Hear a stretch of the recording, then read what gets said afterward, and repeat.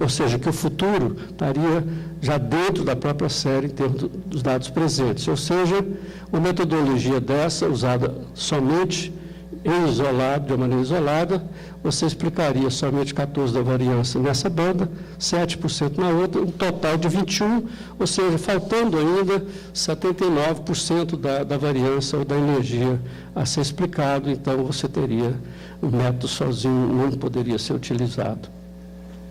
Eu gostaria de falar um pouco agora, isso na questão de desenvolvimento, e aqui foi um caso do Ceará que nós andamos fazendo um estudo nessa época de cooperação entre a Colômbia e a FONSEMI, utilizando o produto interno bruto do Ceará em termos de agricultura, né, em termos do setor industrial e do setor de serviço. E nós plotamos na época, eu queria fazer essa figura para essa reunião, não consegui os dados ainda, de 85 até 99, você tem o total aqui em vermelho, você vê que o PIB, ele na realidade sofre umas baixas, né? Ó. Mas em anos mais recentes ele estaria não sofrendo essas curvas para baixo aqui, tá certo? O setor agrícola, que é esse em azul escuro, você vê que quando há aninhos, simbolicamente eu peguei uma curva de aninhos, estiquei aqui na mesma escala temporal, você vê que em anos em que Pacífico está quente, isso é um ano que provoca menos chuva no Ceará, você tem o setor agrícola, que corresponde somente 7%, deixa eu voltar aqui, somente 7% do PIB, mas ele engloba, naquela época, englobava da ordem de 40% da população. Então, um problema sério do ponto de vista social, né? Então, está aqui, outro ano que começou um outro El Niño aqui, o El Niño de 92, 93, muito forte, o outro aqui de 97, 98, que foi bastante grande. Mas aí começou-se a utilizar uma certa estratégia de entender melhor essas coisas. Ou seja, se eu tiver um sistema de previsão precoce adequado, e eu conhecendo melhor a realidade local em cada município, etc., aí eles enviaram sociólogos, antropólogos, etc., tentando mapear, de uma maneira simplística, praticamente perguntando, se você tiver um ano normal aqui, o que você faria em termos de agricultura? Se tiver um ano seco, o que você faria? Um ano chuvoso, etc. E, através desse entendimento, você poder não simplesmente ser apanhado de calças curtas, né, no caso de um ano seco, em que você tem que trazer alimento para a população. E nada mais, e não tem emprego, né?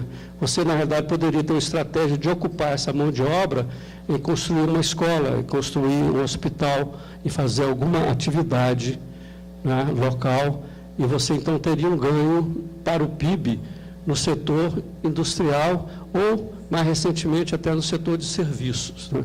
E você poderia compensar essas curvas de queda na agricultura por um outro setor, de tal maneira que o vermelho teria um certo desenvolvimento, entre aspas, mais sustentado.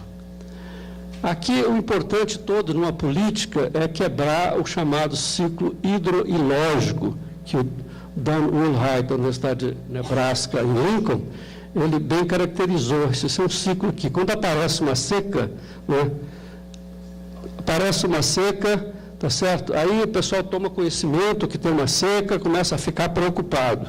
Aí a seca aproxima, como é o caso desse ano. Se você está despreparado, a população começa a entrar em pânico, o governo não sabe o que fazer.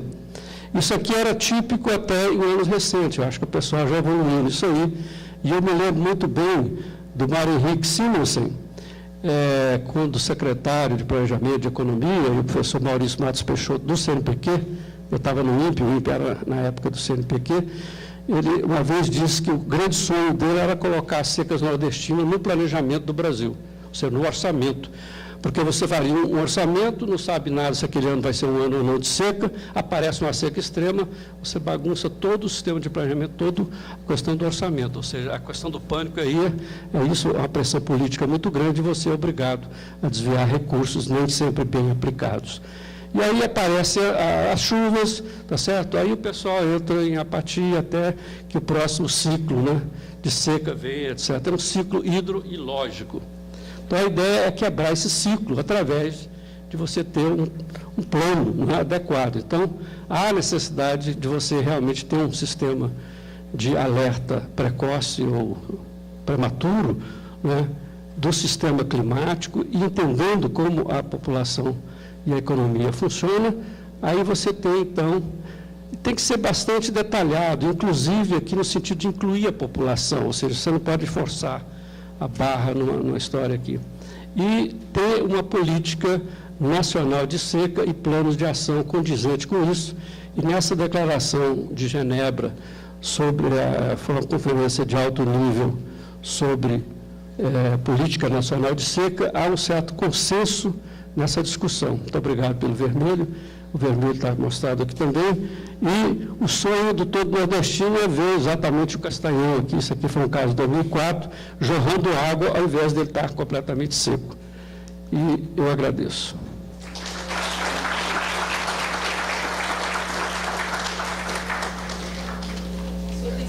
Ainda. Ah, é? É. Eu sou mineiro, econômico. Então, eu dedico 5 minutos aí, se alguém quiser fazer um comentário ou uma pergunta.